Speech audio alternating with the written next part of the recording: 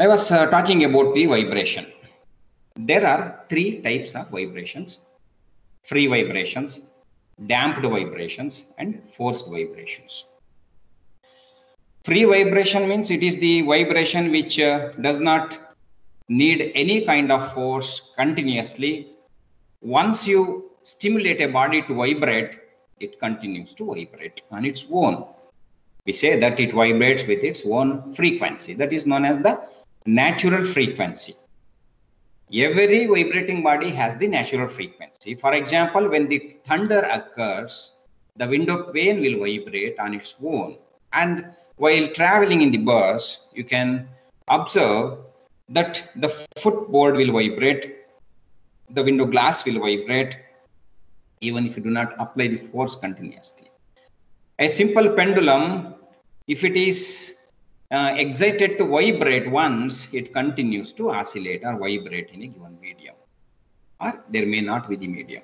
So such vibrations are known as the free vibrations. So free vibration is the one which is occurred when it is excited to vibrate and left free.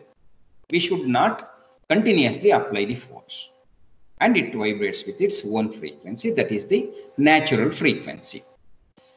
And this kind of vibration can have constant amplitude if there are no external forces. For example, if a body vibrates in air medium, air will offer some resistance because it has the viscosity. Even if you want to walk in water, the water will offer viscous force. That's the reason why it's not as easy as possible for a person to walk in water. For example, in air it is easy to move. In vacuum it is even easier. And of course, for breathing we need oxygen. That's why it is difficult for moving in vacuum. But anyway, in a given medium, there will be the viscosity, there will be the friction, so that it is difficult to have constant amplitude. Amplitude means it is the maximum displacement. So a free vibration can have constant amplitude only if there are no external forces, but it is not possible. It is unnatural. That's the reason why in nature there are the chances for damped vibrations. Damped vibration means it is the vibration in which amplitude decreases with time, as shown in this diagram. You can observe that the displacement is highest in the beginning. You think about the torsion pendulum which you conducted, the experiment that you conducted in the laboratory. Some of you might have conducted that experiment. That torsional pendulum will oscillate with maximum amplitude initially, and as the time elapses, the amplitude goes on decreases, and then finally it will stop oscillating. That is what it is shown in this diagram. So here amplitude is the highest in the beginning, and as the time passes, the amplitude goes down and it dies away. So this kind of that vibration is known as damped vibration. And in a undamped vibration, the amplitude remains the same. This height of the peak remains the same. This is the displacement. Y is displacement. Means it is the movement or the movement of a particle. For example, if the particle is considered to be vibrating, it at a given instant of time, how much is the distance it has traveled, that gives you the displacement. Its maximum value gives you the amplitude. And wavelength means it is the length of one cycle of oscillation. Or you can also define that the distance between the two peaks. We also call them crests. The distance between the two successive crests are the successive troughs. This distance is also the wavelength. But frequency, it is the number of oscillations per second or number of vibrations per second. Some people say that it is number of wavelengths per second. That is wrong. Wavelength is a different parameter. It is just number of oscillations per second or number of vibrations per second. That is the frequency. And as I mentioned earlier, it is not possible to eliminate friction completely. Hence, most of the oscillations or vibrations are damped in nature. And let us derive the expression for displacement of damped harmonic motion. Harmonic, the word harmonic is introduced here. at your PU level, you have learned during the studies on waves, simple harmonic oscillation or simple harmonic motion. A motion or an oscillation is said to be simple harmonic if it is periodic in nature and if its displacement is directed opposite to the direction of acceleration, and if it has highest acceleration at the mean position and lowest acceleration at the end points. So there are various parameters to talk about the simple harmonic motion. Basically, simple harmonic motion is a periodic motion in which displacement is directed opposite to the acceleration. Damped vibration basically experiences two types of forces. One is the restoring force, means when you try to oscillate some body, it develops a force within itself which tries to bring the body to rest. So that the force that is developed by the body within itself in order to bring the body back to rest is known as the restoring force. It purely depends on the displacement, but the direction of that force is opposite to the displacement. That's why negative sign is taken. Okay, restoring force is opposite to displacement, means if you try to send a body away from you, the force tries to bring that body back to you. That's why we say that the force is, that is restoring force, is directly proportional, but it is opposite to the direction of the displacement. In order to replace the proportionality symbol or to use the equal symbol, we need a proportionality constant, that is mu. It is defined as the force constant. It is also defined as the force per unit displacement. So its unit is naturally Newton per meter because displacement will have the unit meter. And the other force that the damped vibration experiences is frictional force. That frictional force, I have denoted it as the FF, is directly proportional to velocity. If a body tries to move faster, immediately the frictional force also grows higher. That's the reason why we say that the frictional force is directly proportional to velocity. But it is also again opposite to the direction of velocity.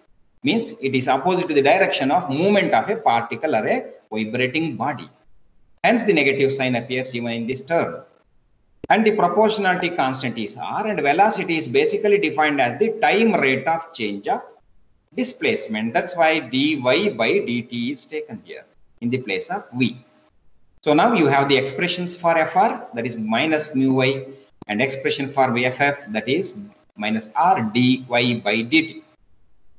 Here r is known as frictional force per unit velocity, and the resultant force is actually the sum of these two forces, Fr plus Ff, and therefore I am substituting this restoring force plus this one, what is that, frictional force. Sum of them is the total force or the resultant force acting upon the body.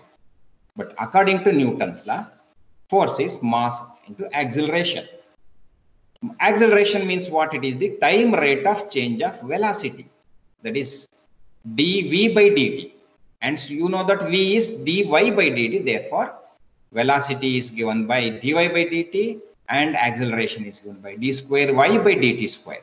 So m, if you take m as the mass, it is m d square y by dt square. This is the actual force acting upon the body, and we have derived the same means magnitude of that force is given in these terms also, minus mu y and r dy by dt.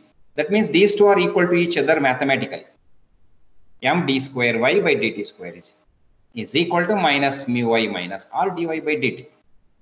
And you take m to right hand side, it becomes mu by m, r by m in these equations. And to replace this r by m, I have taken these two terms to left hand side, and then I have taken r by m as equal to a constant 2b and mu by m is equal to omega square. This equation is in fact an equation of simple harmonic motion which you learnt at your PU level. It is a general equation. In that general equation, coefficient of velocity is equal to 2 times a constant, and coefficient of displacement is square of the angular velocity w. So that is omega square here. 2b. Here B is known as the frictional constant or constant of friction or the coefficient of friction. So I'm comparing these two equations. You can understand that 2b is r by m and omega square is mu by m. While solving the problems, you need this term, especially omega square is equal to mu by m. You remember this. And since it is a second order differential equation, it can have multiple solutions. One possible solution for this kind of equation is y is equal to a e power alpha t. In calculus, we have such solutions. We have to check if it is correct or not for this particular equation. Therefore, you have to differentiate this equation with respect to time. Now it is differentiated so that e power alpha t, a is considered to be constant because it is the amplitude of vibration. Therefore, it is kept as it is, and alpha t, e power alpha t, on differentiating you get alpha into e power alpha t. Since we are differentiating with respect to time, now alpha acts as the coefficient of t, that is time. Therefore, this alpha t has to be differentiated again in order to complete the differentiation. So alpha e power alpha t is the differentiation of e power alpha t. And differentiate this equation again with respect to the same time term. Therefore, d square y by dt square is equal to a alpha square e power alpha t. I am differentiating. A alpha are retained as it is, and from the differentiation of e power alpha t, again you will get alpha into e power alpha t. Therefore, alpha square will be appeared here. So now you have the expression for y dy by dt, d square y by dt square. Substitute for these three terms in this equation. You will get this particular please mute yourself. A alpha square e power alpha t plus 2b a alpha e power alpha t. I am just substituting these equations, these three terms in this equation, so that you are getting a common term a e power alpha t, a e power alpha t alpha. So here a e power alpha t is common in these three terms taken outside.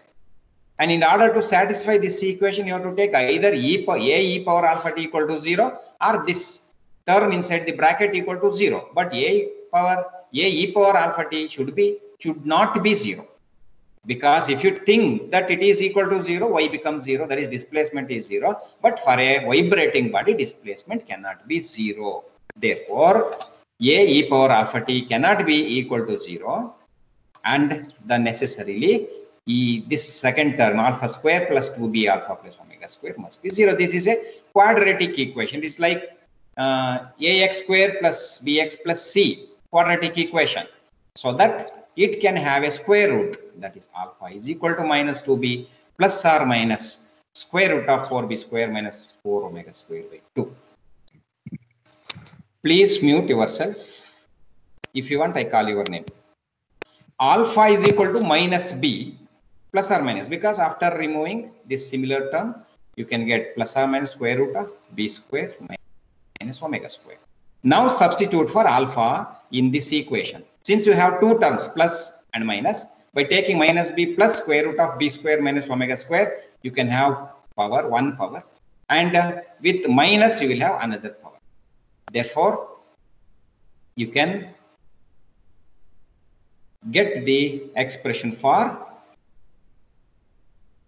the displacement in this way. In fact, there are some more parts of the same derivation which I have eliminated in the examination point of view. Since you people don't have sufficient time for preparation, I have eliminated the remaining portions. This is in fact incomplete derivation, but it is a part of the derivation. I have arrived at the expression for displacement. In fact, we have to discuss the same in terms of b and omega. For example, if b is greater than omega, what would happen the displacement? If b is less than omega, what would be the situation? So there are again different types of damped vibrations: over damped vibration, critical damped vibration, under damped vibration. I have removed those parts just to help you that this is enough for the examination. Okay, so learn this derivation well and practice. And the second derivation is the forced derivation. I mean forced vibration. In that case also we are going to derive the expression for amplitude, in fact, expression for the amplitude and the phase difference, because for the forced vibration we need a periodic force to act on the body in order to execute the, what do you say, the vibrations. Just hold on, I'll be back in 1 minute.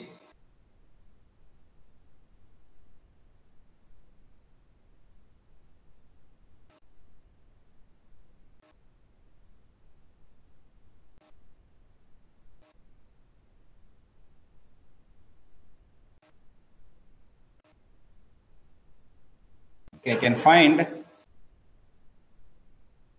56 students at this point of time.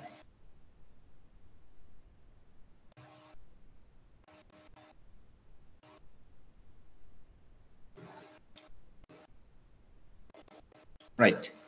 So I am back to the lecture.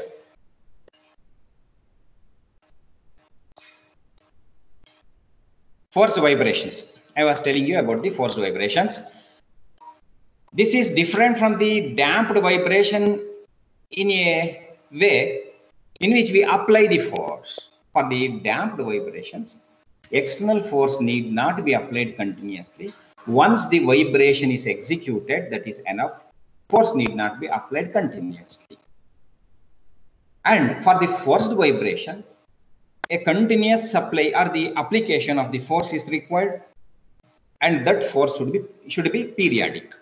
That's why forced vibration is defined as the one that occurs under the influence of a periodically applied force. You can take an example of swinging of a suspension bridge due to march past of soldiers, or vibration of sonometer string under the effect of applied periodic force. What is the applied periodic force? If you have conducted the experiment in our laboratory, you might have experienced that we use an electromagnet to execute the vibrations that offers the magnetic force upon the string, that is actually ferromagnetic string. So that ferromagnetic string is subjected to periodic magnetic force, that's why it vibrates. Similarly, if there is the swing in which a friend of yours is sitting, every time if you push, that oscillation of the swing will continue, otherwise it will damp. So if you apply the force periodically, a vibration will take place with the constant amplitude. In order to achieve the constant amplitude, such periodic force is required. In that case, the vibration is known as the forced vibration. And to derive the expression for amplitude and phase of forced vibrations, and also I have mentioned that their variation with frequency, this part I have eliminated. In fact, you have to just derive the expression for amplitude and phase. Again, I am mentioning that this is the most important part as far as examination is concerned. That's why I have removed this part of the derivation. Right. Forced vibration experiences three types of forces. Two are already known. This derivation is almost repetition of the derivation of the damped vibration, so that you will feel easier in this case. So in addition to the frictional force and restoring force, there will be the other force, that is the applied force. That's why, as taken in the earlier case, here also I take restoring force. It is already known to you, Fr proportional to minus y, and it is equal to minus mu y, that I explained in the previous part of derivation. Frictional force, again, it is similar part. So these two steps are simply borrowed directly from the previous derivation, and the introduction of this force is there. And the externally applied periodic force is given by F naught sin pt. P represents the angular frequency of the force that we apply, and Fe is the force or magnitude of the external force at an instant of time t, and F naught is its maximum value, or you can say it is amplitude of the force applied, and sine function is required to say that the force is periodic, so that it is a periodic function of time. Hence, now the resultant force is sum of the three forces: restoring force, frictional force, and external applied periodic force. Now substitute the terms in this equation.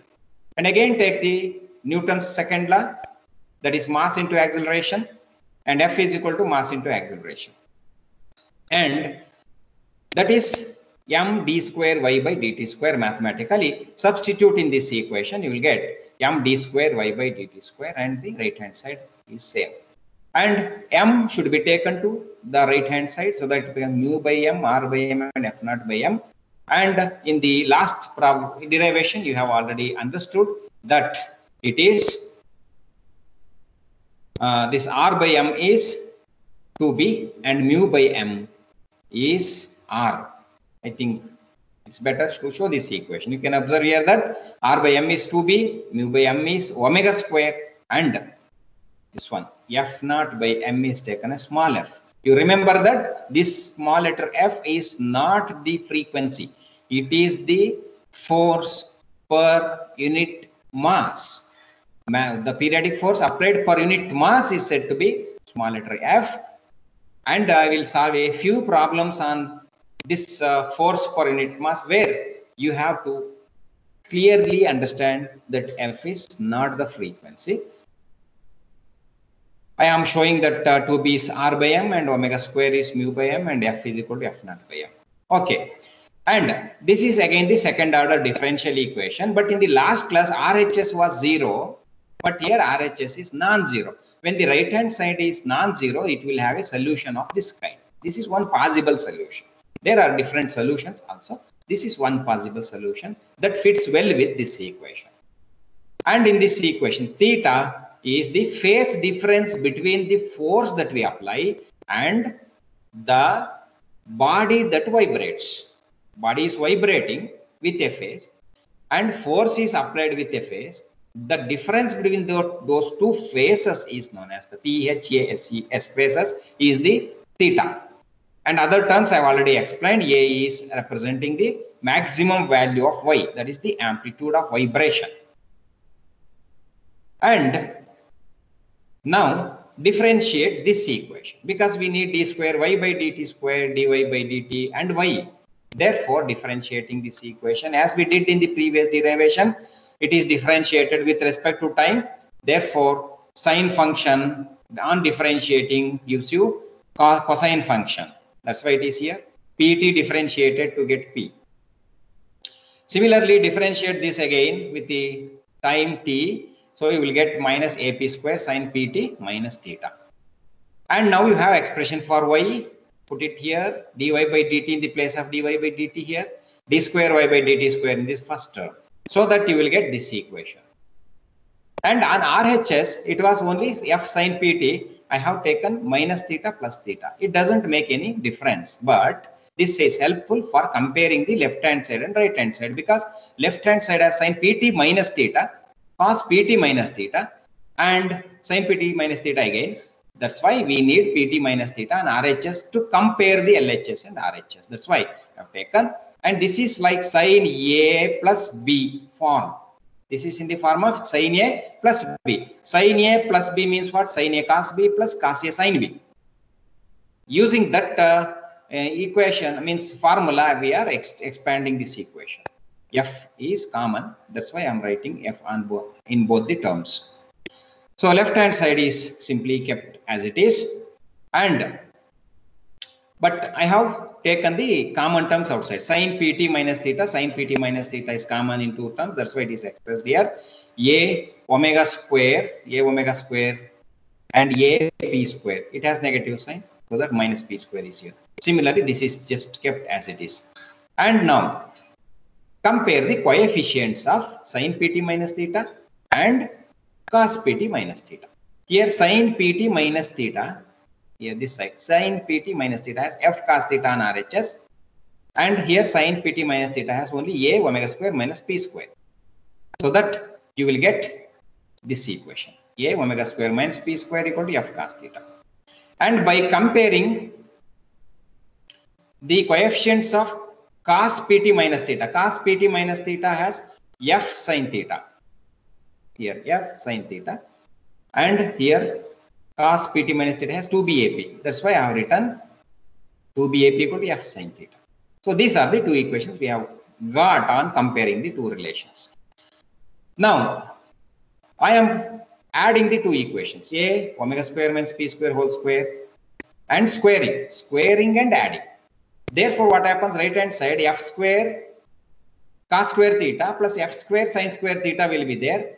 Therefore, f square is common outside the bracket and sin square theta plus cos square theta will appear inside the bracket. Sin square theta plus cos square theta is, you know that it is equal to 1.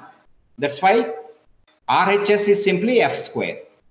And left hand side, they are squared and added here.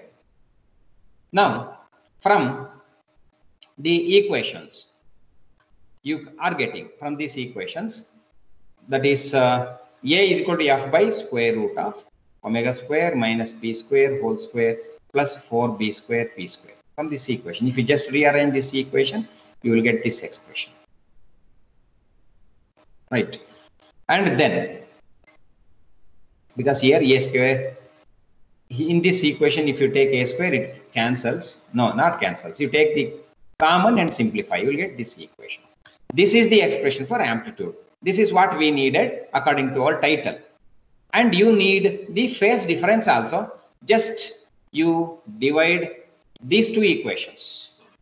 Divide one equation. This means right side, this 2BAP equal to f sin theta divided by this equation, that is a omega square minus p square equal to f cos theta, gives you this equation, because sin theta by cos theta is tan theta. F cancels on RHS. Therefore, tan theta is equal to 2BAP divided by a omega square minus p square. Hence, you have got the tangent of this angle theta. On rearranging, you will get tan theta is equal to, not on rearranging, on cancelling the similar terms here, you will get this one. And theta is therefore tan inverse of 2BAP divided by omega square minus p square. And this is the expression. This is the expression for the phase difference between the displacement and applied force. And resonance definition is required. You have conducted two resonance experiments in our laboratory. One is the sonometer experiment. The other one is the LCR circuit experiment. Resonance means it is simply a phenomenon in which the natural frequency is equal to the applied force frequency. In this equation, you can observe omega is the angular frequency of the vibrating body. P is the angular frequency of the applied force. If they are equal, this term becomes 0, and f divided by square root of 4b square p square or 2bp simply. A equal to f by 2bp. That means amplitude is maximum if p is equal to omega. So that is the resonance condition. In order to achieve the highest amplitude of vibration, you have to make the frequency or natural frequency of the vibrating body to be equal to the frequency of the applied force. That situation or the phenomenon is known as the resonance phenomenon. So I repeat, resonance is a phenomenon in which the two frequencies are matched. One is natural frequency, the other one is the frequency of the applied force. In the sonometer experiment, the frequency of the magnetic force was equal to the frequency of the string that vibrates. When those two frequencies were equal, you could hear the highest intense sound. A loud sound was heard. Even the window glass will vibrate violently when thunder occurs. Sometimes that will shatter into pieces also. I was taking the example of the window glass of a bus. The window pane will vibrate in a bus, or the footboard will vibrate according to the frequency of the vibration of the engine. That is also an example. And resonance is helping all of us to hear each other. For example, you are all listening to my voice because your eardrum, the membrane of the ear, is vibrating according to the frequency of the sound that is emanated from my mouth. So that resonance is helping us in order to achieve or to hear the voice. And you are all able to watch a television channel, are able to listen to this lecture in particular because of the electrical resonance. LCR circuit was conducted, LCR experiment was conducted, that is series resonance experiment, parallel resonance experiment were conducted. In that electrical circuit, you could observe that the frequency of the electrical oscillations of a circuit was equal to the frequency of the current or the electrical signal that we supply to a circuit. That is also the resonance. So from this lecture, you just learn these two derivations and this particular definition of the resonance, so that